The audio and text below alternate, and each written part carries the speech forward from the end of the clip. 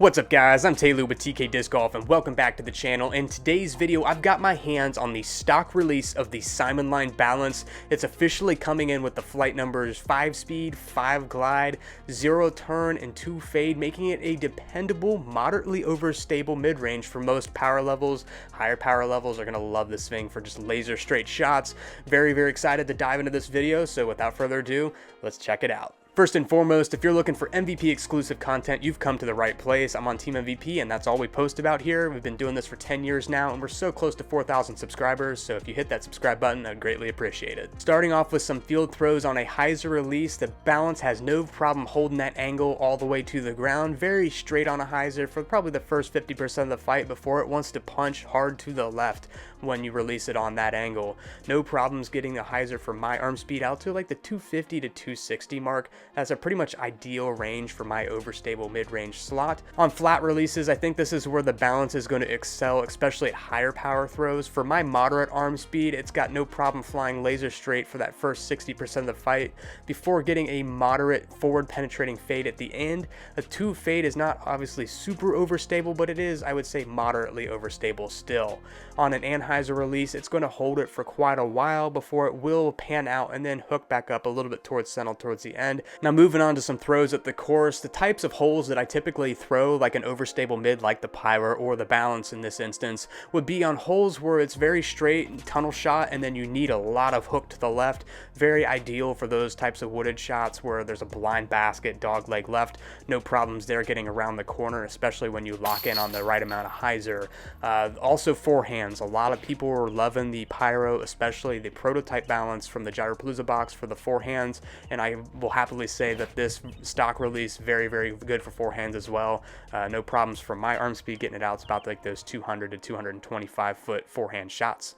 And then on the longer, like if you flexed out this disc, I could probably push it past like the 275 foot mark, but I wouldn't actually use that as a golf shot. Realistically, 250 to 275 is like where I would typically use a mid-range, and anything past that I normally would disc up to like the 6 speed fairway drivers. Now this last little bit of the review, I do want to kind of dive into some comments I've been seeing online of why is the MVP mid-range so tight. There's so many different discs to choose from in MVP's lineup. There's so many good molds that they have. Why do they need the Balance when you already have the Pyro, you already have the Reactor, and all these other fantastic mids?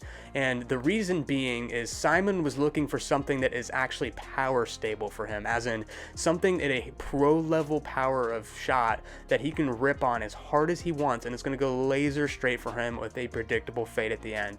For us mortals, the Reactor is that shot. Very straight out of the hand, especially if it's like an Eclipse plastic on the more overstable side for a Reactor.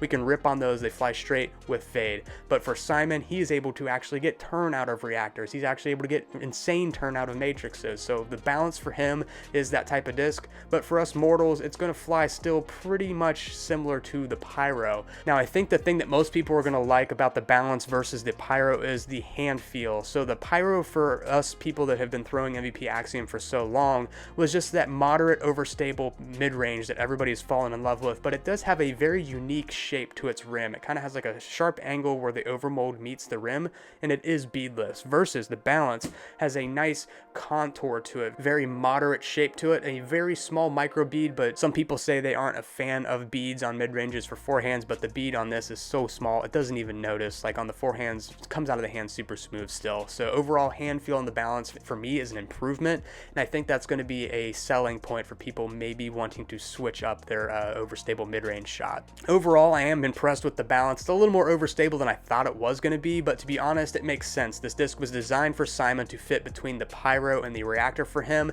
and at his arm speed, it probably fits that slot very well. But for us mortals, it's going to be a little bit closer to the Pyro than I originally thought, but honestly, that's not a bad thing because I really am enjoying the hand feel of this one. I want to thank you guys for watching this quick review video of the stock run of the Simonline Balance. I hope you enjoyed. Be sure to hit that subscribe button so you don't miss any of our future uploads, and we will see you on the next video.